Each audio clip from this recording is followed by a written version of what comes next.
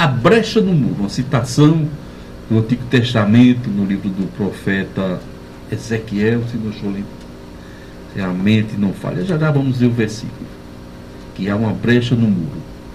Isso porque temos visto muitas pessoas querendo servir a Deus sem ser crente. Quer estar um passo no mundo, quer estar em ombro a ombro, lado a lado com o pecado, e ao mesmo tempo poder falar em Deus, ou ter o privilégio de estar com Deus. Todo mundo quer falar do Evangelho, todo mundo quer ter essa autoridade, quer ser bem quisto, quer professar Jesus sem ter compromisso. Temos visto a humanidade de mal a pior.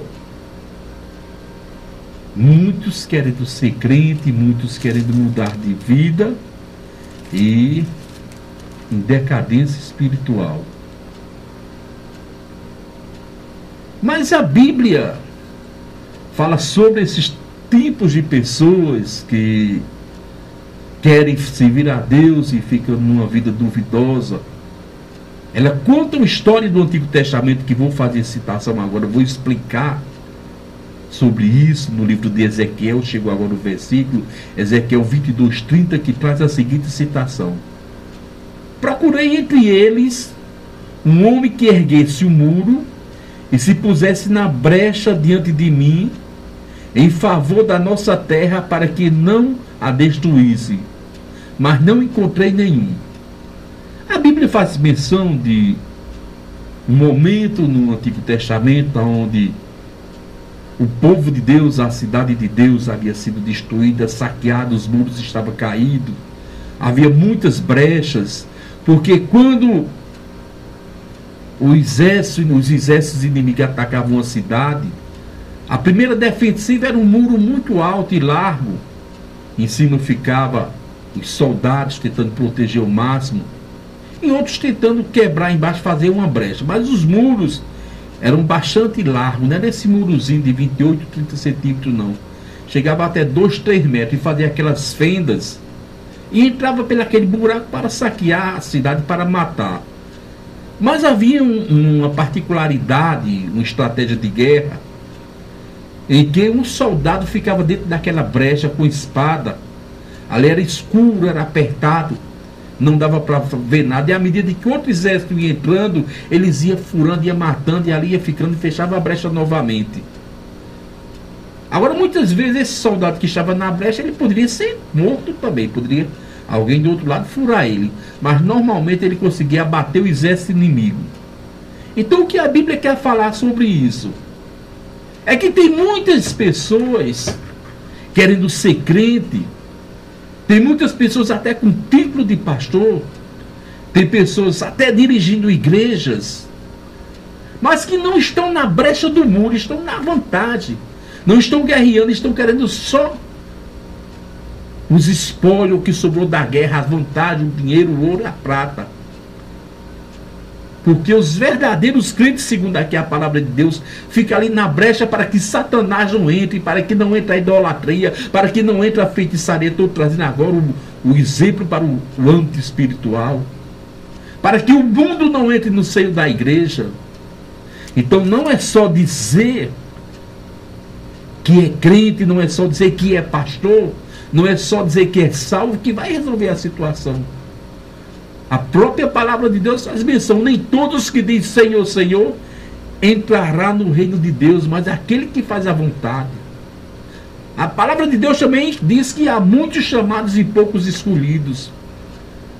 Mas a citação dessa tarde é um convite a você para se colocar nas brechas, para não deixar o pecado, para não deixar a condenação entrar em primeiro lugar na sua vida, depois na igreja que você está servindo ou vai servir. Lhe chamando para ficar alerta, lutando para manter a tua salvação, a tua unidade em Cristo, porque os dias são ruins.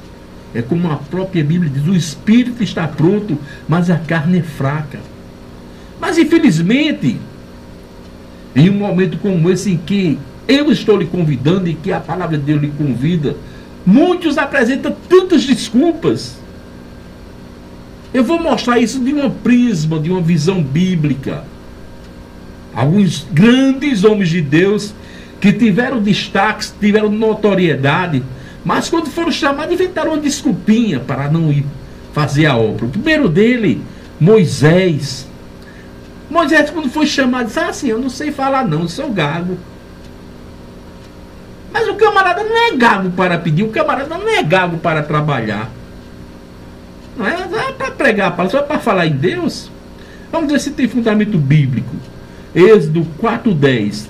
Disse, porém, Moisés ao Senhor: ó Senhor, não sou homem eloquente, nem ontem, nem anteontem, nem ainda tens falado ao teu servo, porque sou pesado de boca e sou pesado de língua. Assim, eu não sei falar, não sei o que dizer, não. Eu vou gaguejar lá diante do povo. Observe que quem foi Moisés na Bíblia Sagrada, a parcela de contribuição que ele deixou, mas a princípio, ele porque estava se deleitando nos manjares do Egito, nas vantagens do Egito, então está nesse negócio. Eu estou bem, eu vou arranjar problema para mim de forma alguma. Deu logo uma desculpa aí para tirar de tempo, e os homens funcionam assim. Depois de Moisés, nós encontramos o profeta Isaías, que ao ser chamado, Senhor, vou usar um grifo meu, né, de nordestino, Senhor, eu tenho vontade, mas eu falo tanta asneira, eu falo tanta sacanagem, que eu não dou para esse negócio não. O povo não vai acreditar em mim não. Vamos ver com as palavras bíblicas o que era que Isaías fazia. No livro do profeta Isaías, capítulo 6, versículo 5, que diz o seguinte: na visão de Isaías, gritei dizendo: estou perdido, pois sou homem de lábios impuros e vivo no meio de um povo de impuros lábios. Os meus olhos viram o Rei, o Senhor Deus dos exércitos. Isso é, quando aqueles anjos, quando Deus dava aquela visão, ele disse: Senhor, viu, Senhor, o que é que eu vou fazer? Quando ele recebeu aquela mensagem, o que era para ser feito, eu sou um homem de lábios impuros e moro no meio de povos de impuros lábios. O que quer dizer isso? Vamos agora abrir o leque. Vamos falar sem enrolar vocês. Ele gostava de pornografia, ele gostava de piadinha, ele gostava de xingar. Essa turma que hoje fica na internet xingando, pilhariando um e outro. Gostava da safadeza. Aí Deus jamais vai usar a boca de um imoral. Deus jamais vai usar a boca de um impuro, de um incircunciso, de um chamador de nome, de um contador de piada imoral. Ele sabia que não tinha, e era um bom argumento. Senhor, meu lábio é impuro. O que é o lábio impuro? Quem gosta de falar safadeza?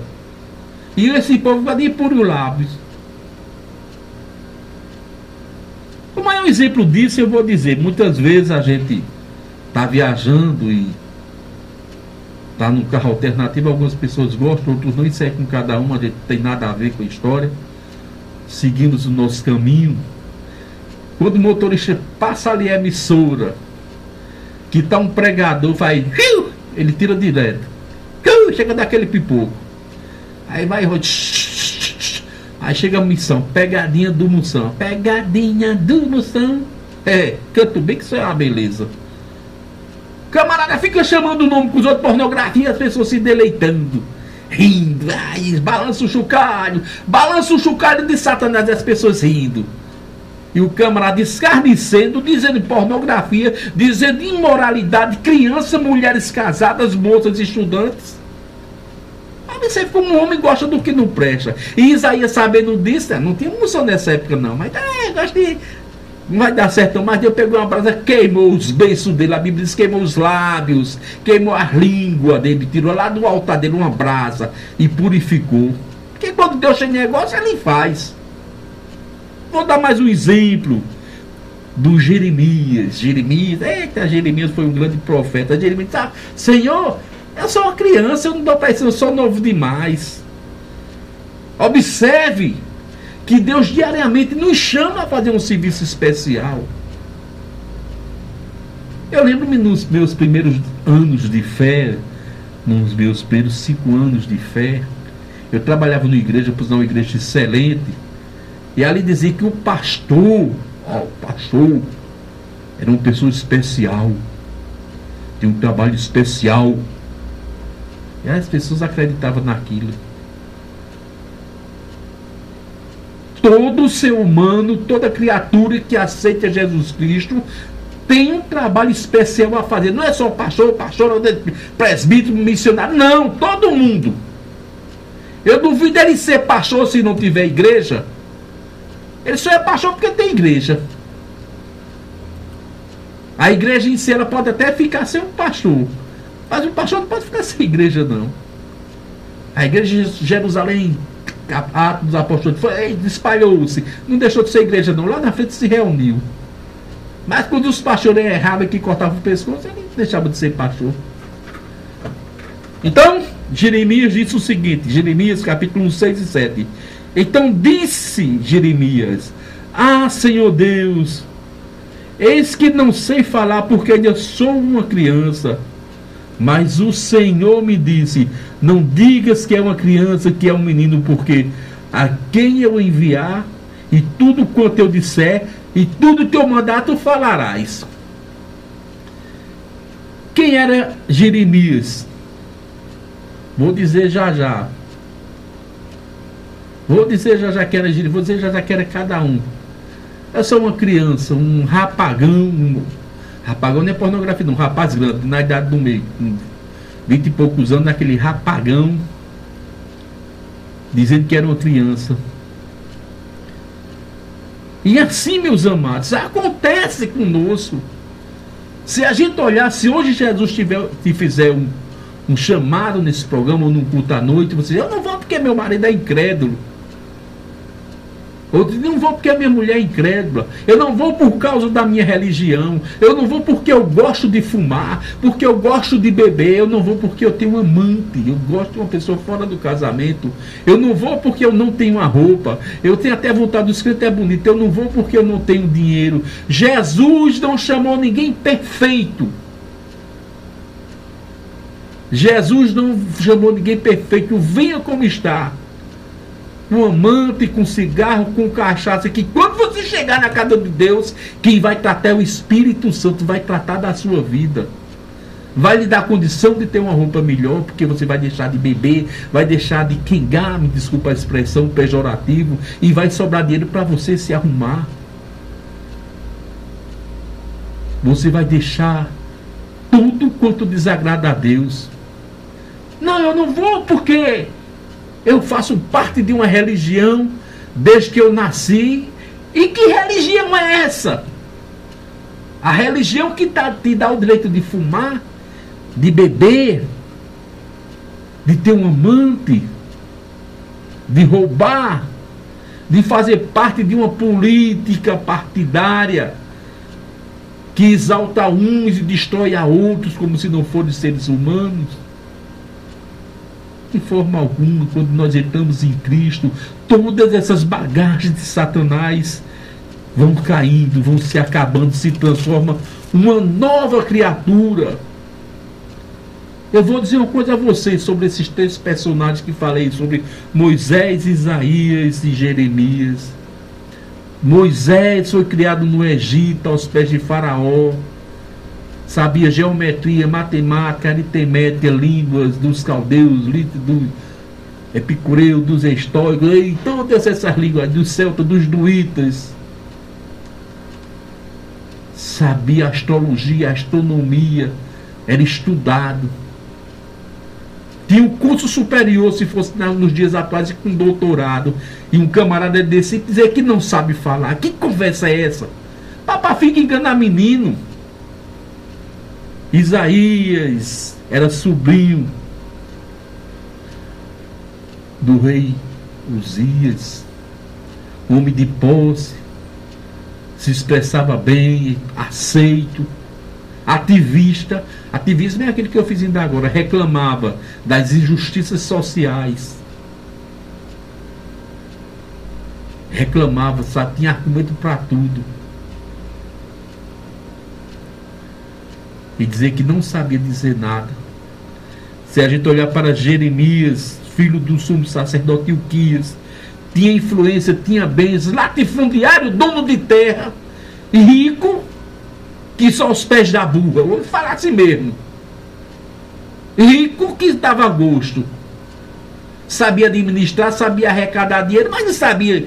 É só uma criança para o evangelho. Que conversa é essa? Meus amados, agora vem um argumento. Vem um argumento. Qual que você está usando? Qual o argumento que você está usando? Que não sabe falar, que é impuro, que é uma criança, que é religioso? Deixa disso.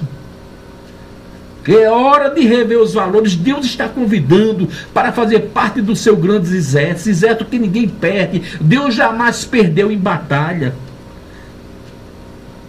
Mas Ele quer que a gente dê a profissão de fé. O que é profissão de fé? Eu te quero, Deus. Eu te amo, eu quero te servir. Eu aceito a Jesus como Salvador. Porque tem muita gente aí dando desculpa de aleijado. Desculpa de aleijado é a muleta. Desculpa de quem perdeu algum membro é a prótese. Sabe por quê? A gente chamou um aleijado, vamos fazer isso aí. Não, vou não, que a muleta dói no meu sovaco.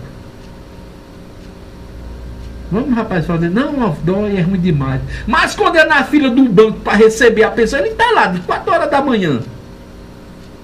O outro não, eu perdi o membro, a prótese dói muito. Mas quando é para ele ir atrás do forró, ele está lá. Dança mais do que a pessoa que tem as duas pernas. Então esses argumentos são fluidos, não tem nenhum valor, nem argumento, não existe desculpa diante de Deus. Porque eu digo uma coisa a você. Você vai aprender essa lição hoje à tarde para a gente terminar mais esse quadro. Aprenda uma coisa. A quem Deus chama, Deus capacita. A quem Deus capacita, Ele envia. A quem Ele envia, Ele cuida. Então a capacitação é de Deus. O envio ao trabalho é de Deus. Deus vai dizer se você vai cantar, se você vai pregar, se você vai trabalhar em obras sociais, se você vai trabalhar na diaconia, se você vai para o campo missionário. Deus é que vai dizer.